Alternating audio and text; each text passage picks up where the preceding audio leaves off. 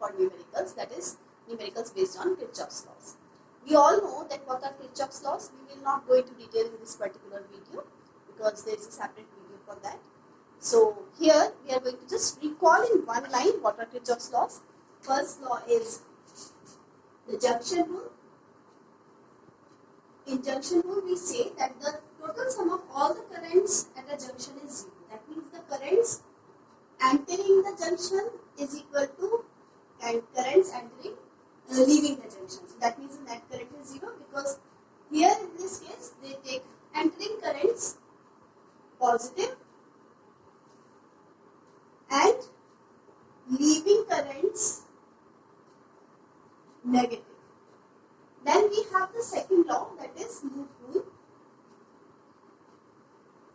Loop rule mein they say that the total EMF is equal to the total potential drops across all the resistances in that closed loop. Now for this the sign conventions are that the anti-clock EMF is positive and anti-clock current is also positive. This I am telling you in short that when we are writing EMFs on one side and potential drops on the other side, then this sign convention is applicable. So different teachers have different methods for giving the sign convention. So the result is same by any methods, but if we are following this, then we have to follow this sign convention, right? So we are taking a question given in your NCERT, that is your example 3.7, because in the books they simply gave on solving these equations we get this current. But how to solve those equations?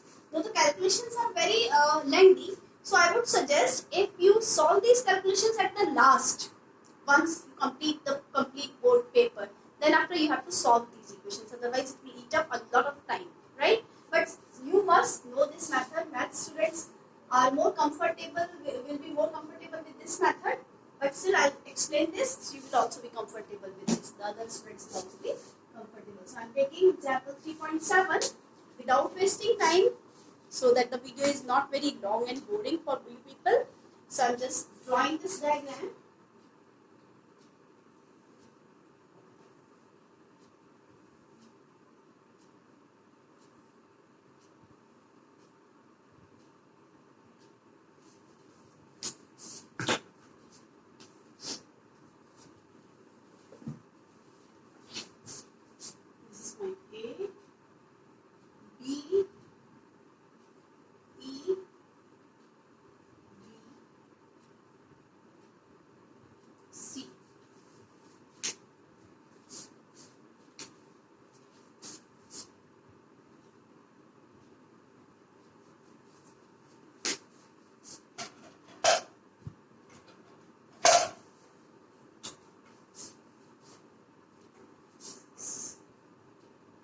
Volt.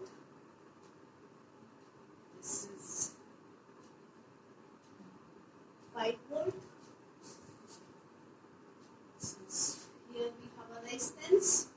Here also we have a resistance. Here also we have a resistance. Here and here. Okay.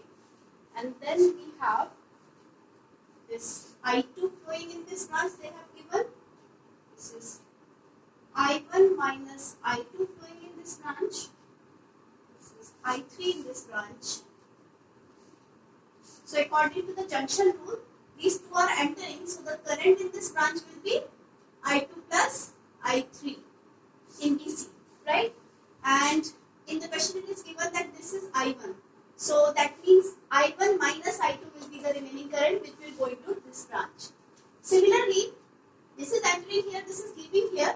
So in this CD branch, this will be I2 plus I3 minus I1. I hope this is clear.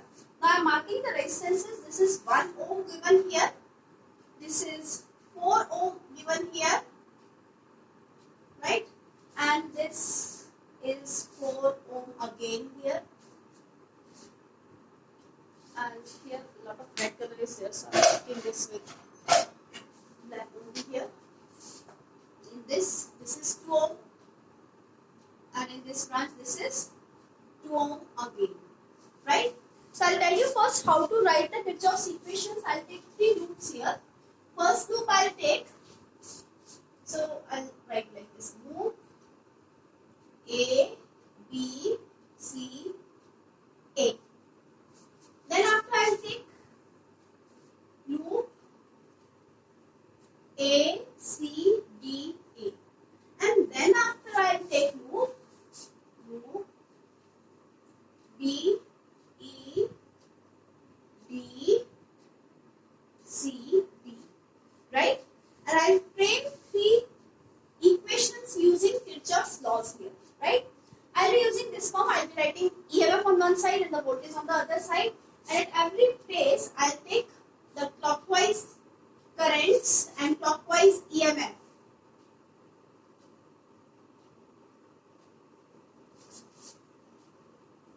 Negative and anti-clock current and anti-clock EMF positive here, right? So if we look at this loop, I'll draw an equivalent, like separate loop for every loop instead of this complete diagram. So I'll be showing a rough form of this circuit. Okay, so that's not a fair form. So I'll take this like this, right? Why I'm doing this, we'll get to know when I write the sign convention. So this is A, B, C, right? So if I look at I2 is clockwise. It is clear? So that's why I've drawn this diagram, because once you're comfortable with this, so this is clockwise, right? If I look at this battery, so this is sending current in clock, so this is also clock.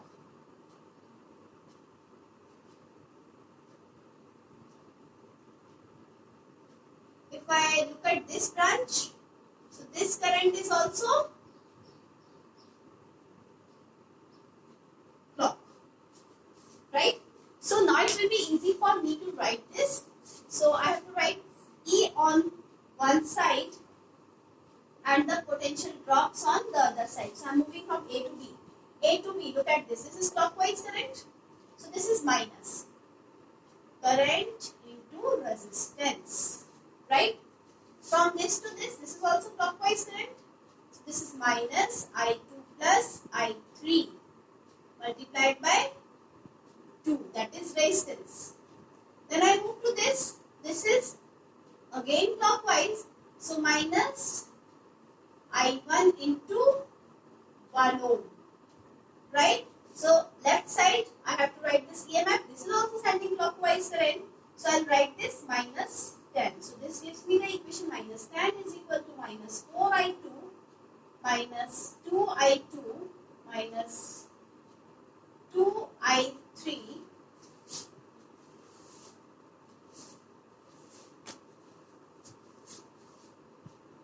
minus 2I3 minus I1. If I solve this, I'll get this. 4 to 6, this is minus 6I2 minus 2I3 minus I1. If I rearrange in sequence, so I can, first of all, I'll take minus common, so it will be cancelled. So this will be minus 10 is equal to 6I2 plus 2I3 plus I1. So this will give me I1 plus 6I2 plus 2I3 is equal to 10. I hope this is clear.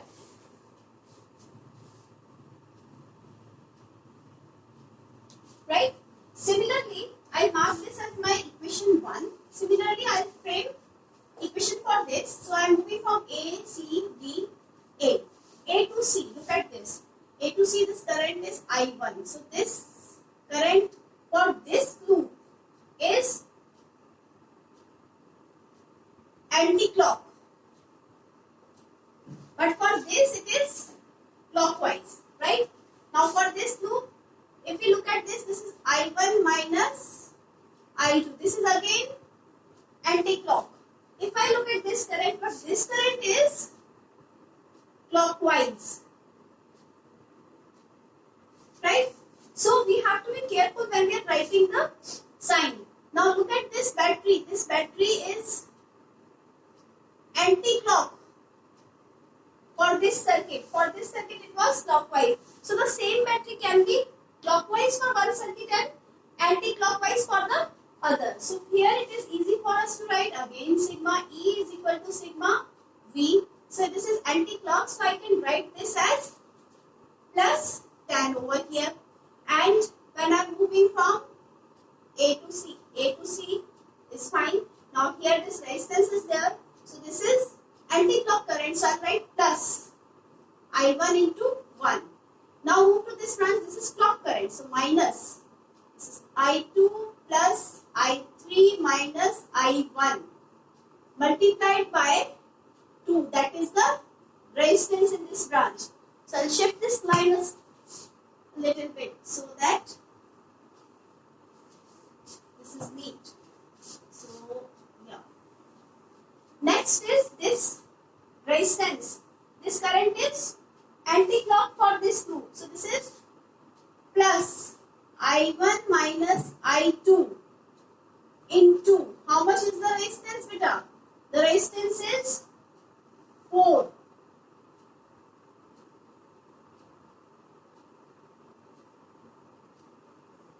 Right? So this gives us this equation. This is 10 is equal to I1 minus 2I2 minus 2I3 plus 2I1 plus 4I1 minus 4I2. So this gives me 10 is equal to, if I write for I1, this. So this gives me 4 to 6 and 1, 7. 7I1.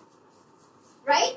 So if I take this I2, so this is minus 4 minus 2, that is minus 6I2. Now this is here, this is minus 2I3. So this gives me 7I1 minus 6I2 minus 2I3 is equal to 10. This I am considering as equation 2. Right? So this is second equation. Now I am taking the third loop. So here I have this battery. This is 5 volt, whatever it is. Right? So this current I3, this is, for this loop, this is anti-clock. And this is also sending anti-clock current. So this will also be anti-clock. If I look at this branch, this current is also anti and this one is also anti. Right? So everywhere I write plus sign. So again I am writing sigma E is equal to sigma V. So let's move from B. Right? So BE. So BE branch there is no resistance, so nothing to write. Now at E point we have this battery which is sending anti-clock current. So I am writing this is 5. Let's start from the left node. So this is 5 is equal to nothing here. Now here, this is anti-clock current for this branch. For these and this circuit it was clock. But for this circuit it is anti-clock. So this will be I2 plus I3 minus I1 multiplied by the resistance. Next, move from C to B. So this is also anti-clock current. So this will also be plus I2 plus I3 into resistance is 2. Got it? So let's solve this. This gives us 5 is equal to 2I2 plus 2I3 minus 2I1 plus 2I2 plus 2I3. If we solve this, I'll get, let's see, I2, I2. So this is 2I2, 2I2. So this gives me 4I2. So this is 2I3, 2I3. So this is giving me 4I3 and minus 2I1. So if I solve this, I'll just shift the sides. Okay. So this will give me minus 2I1 plus 4I2 plus 4I3 is equal to 5. This I am considering as equation 3. Up to here, the only purpose was to frame the Kirchoff's equations, right? So this is not difficult for you to frame. But now I'll tell you how to solve the values of I1, I2, I3 using the mathematical concept of determinants, right? So I will need these three equations. I'm rubbing the rest of the part because I'll be using mathematics only now. Okay, so let's keep these three equations to write the determinant form.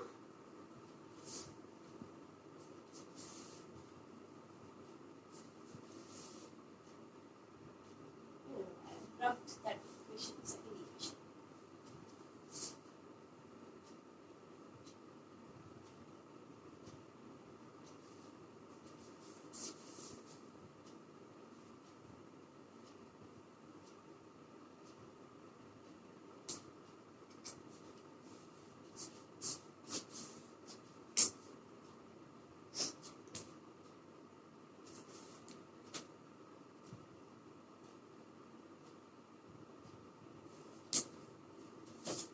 So the second equation was, let me write again, this was, let me check out.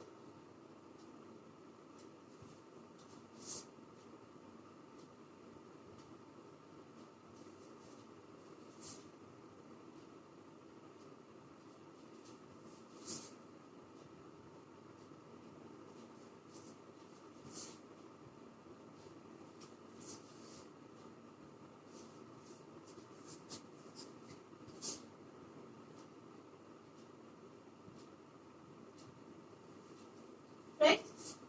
So I can write the determinant. I'll tell you how to solve this. So I'll write first delta, where I'll not be using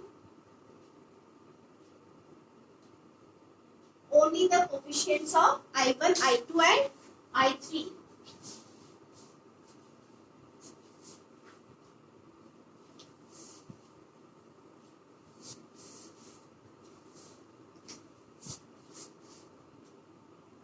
Coefficients means the multiples, okay? So here I'll write only the coefficients of I1, I2, I3, okay? So for this I'll write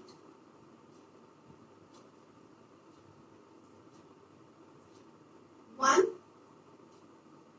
6, 2. This is from first equation, the coefficients, that is 1, 6, 2. From second equation, I am writing the coefficients of I1, I2 and I3 like this is 7, this is minus 6 and this is minus 2. From third equation, this is minus 2, this is 4 and this is 4. Fine. Similarly, I just solve these two first, delta and delta 1. When I am writing delta 1, what I have to do is I have to leave the coefficients of I1, replace the coefficients of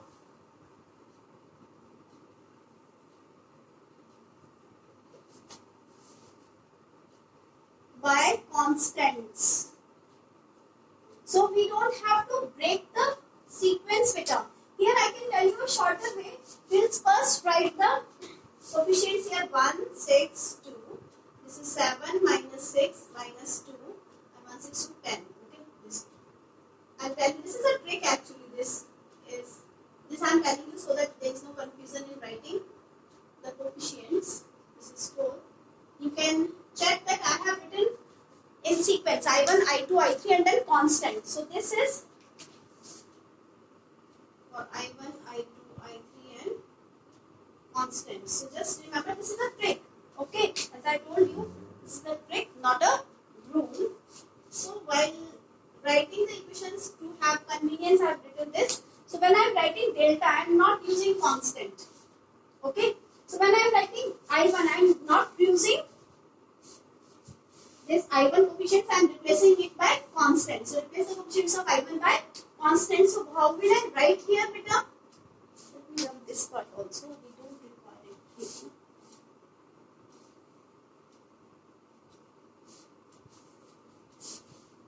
So how will I write here? I'll simply write like this. For delta, I'll replace I1 coefficients by constant. So this is 10, 10, 5. And then I'll write 6 minus 6 4. This is 2 minus 2, 4. Rest of the things are same. Let's solve this because we'll first get the value of I1 as delta 1 by delta. So we'll get to know what is the value of I1 over here. So rest of the things I am rubbing here.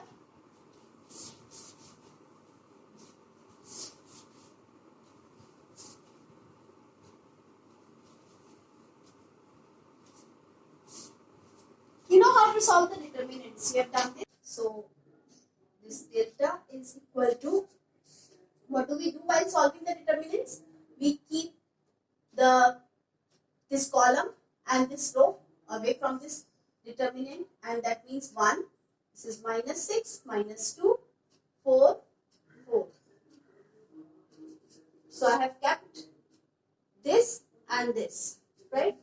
Now for next, I will write minus 6 and then leaving this part and this part. I will write rest of the things. This will be 7, minus 2, and 4. Okay. Similarly, when we are writing this, we know plus, minus, plus, alternate, and then we are leaving this column now and this row now. So that means I have to keep this. I have to remove this.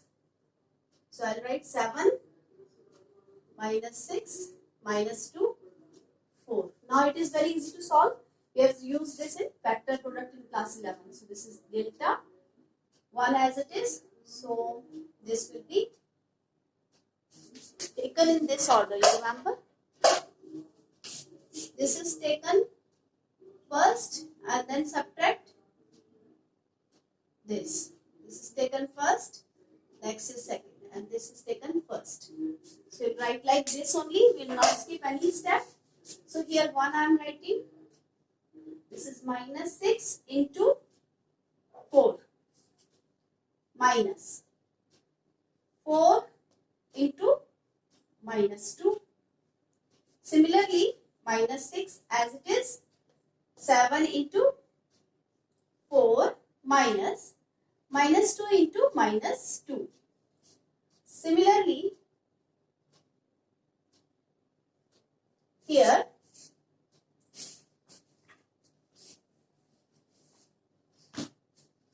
7 into 4 minus 2 into minus 6. This is how we solve it. Simple mathematics. So this gives us minus 24 plus 8. Minus 6, 7 4s are 28. Minus 4 plus 2. This is 28. Minus 12. Right? This is minus, right? This is minus and this is plus. So this gives me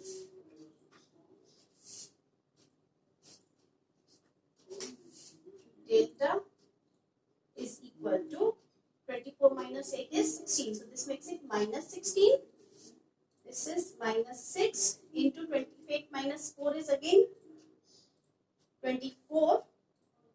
So this is 24 plus 2 into 16. This gives us minus 60 minus 144 plus 32. And this gives us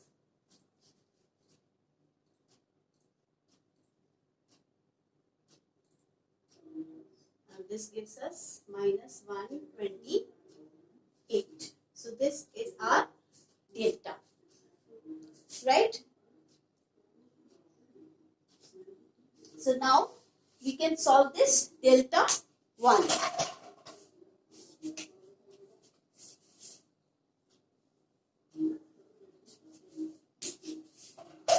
So this delta 1 I will solve with a different color so that there is a differentiation. So again we will solve the same way. So when I am writing this, so this is 10 I'm leaving this column and this row. So now I'm writing minus 6, minus 2. This is 4, this is 4. This is plus, so now I'll write minus. And I'll leave this column and this row. So what will I write? I will write this and this. So this will be minus 6 outside, and for the determinant I'll write 10 minus 2, 5, 4. For the third time, this is 2. I'll leave this and I'll leave this. So this is the required determinant minus 6. This is 5. This is 4. Simply we have to solve the same way. So if we write this, delta 1 is equal to 10. This is minus 6 into 4 minus 4 into minus 2. Right? Why so? Because we will take this one first, and this one first. Next, cross will be subtracted. So this is minus 6. This is 10 into 4 minus 5 into minus 2 plus 2. Here 10 into 4 minus 5 into minus 6. Hope there is no problem. Now this delta 1, we have to solve this. This will be 10 outside. This is minus 24. This is plus 8 minus 6. This is 40, right? Minus plus. So this is 10 plus 2. This is 40 plus 30 plus. Okay. So this gives me delta 1 is equal to 10, and this is minus 16 minus 6 into 50 plus 2 into 70. Right? So this gives us delta 1 is equal to, so this gives us minus 160 minus 300 plus 140. So this gives us minus 460 plus 140. And that's why the answer is minus 320. So that means our I1 will be delta 1 upon delta. This gives us minus 320 upon minus 128. If we solve it,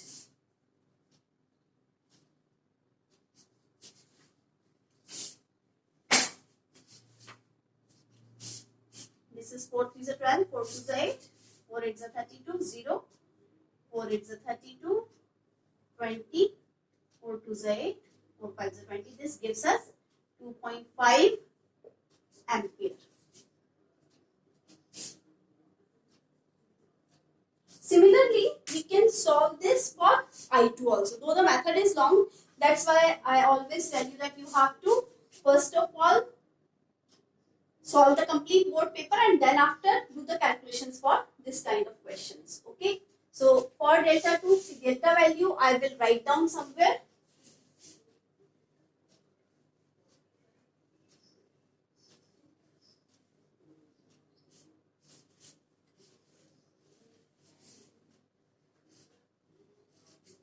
So delta is minus 128. I1 is 2.5 ampere and delta 1 was minus 320. So I need to calculate now delta 2 and delta 3, right? So I need to remind you how we had written the constants and the coefficients of I1, I2, I3, because I need to write delta 2 and delta 3 for calculating I2 and I3. So let's recall our equations. Our equations were I1 plus 6I2 I3 is equal to 10. Next equation was 7I1 minus 6I2 minus 2I3 is equal to 10 again.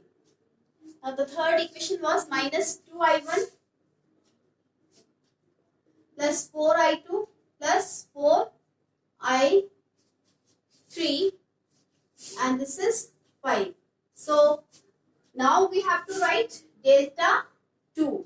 So for delta 2, I will replace the coefficients of delta of I2 by constant. So what will I do? Replace the coefficients of I2 by constant, right? So that means here 1, 7 minus 2, this is for I1 coefficients. I2 coefficients I have to replace by these constants. I3 will remain as such, so this will be 2 minus 2 and 4. I hope this is clear.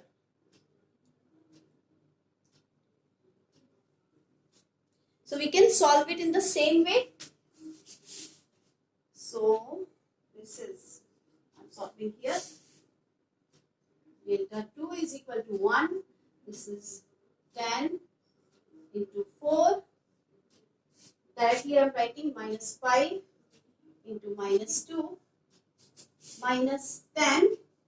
Now I will leave this and this. So this will be 7 into 4 minus 2 into minus 2 plus 2. So I will leave this and this. So this will be 7 into 5 minus 2 into 10. Right? So we just have to solve this. So delta 2 will be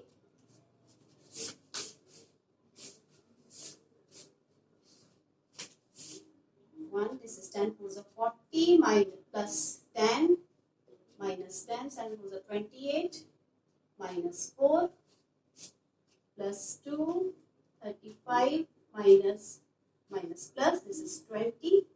So this gives me 50 minus 10 into 24 plus 2 into 55. So this gives me 50 minus 240 plus 110. Right?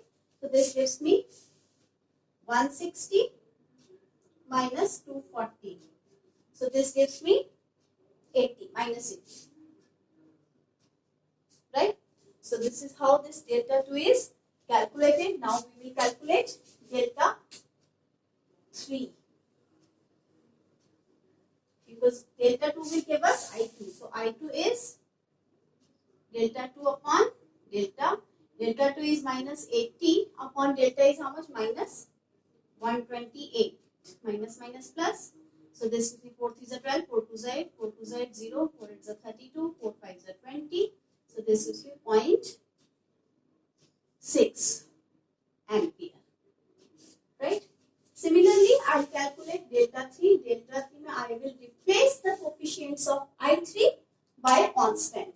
So, coefficients of I1, I2 I will write. So this is 1, 7 minus 2. This is 6 minus 6, 4. And for coefficients of I3, I have to replace by these constants. So this is 10, 10, 5. Now delta 3. So I will write this 1 minus 6 into 5 minus 4 into 10 minus 6. I leave this and this. So 7 into 5 minus 2 into 10 plus 10. This is 7 4s are 28 because I have to leave this and this. So this is 7 4s are 28 minus. This is minus 2 into minus 6. See, I am not doing it directly because there are chances of calculation mistake. Very high chances of calculation mistake. So this will give me 6 5s are 35. This is minus 30. 6 5s are 30, minus 30, minus 40, minus 6, 35, minus 20, plus 10, 28, minus 12. So this gives me minus 70, minus 6. This is plus. This is plus. So this gives me 55 plus 10 into 16. So this gives me minus 70.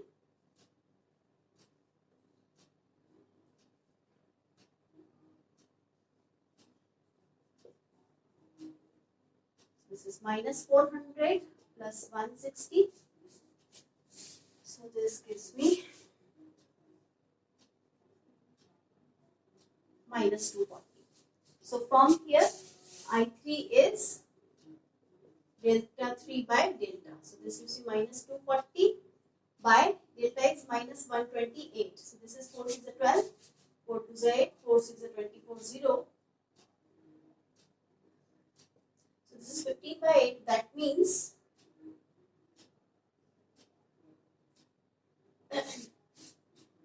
8 ones are 8. 8 8s are 64. This is 1.8 ampere.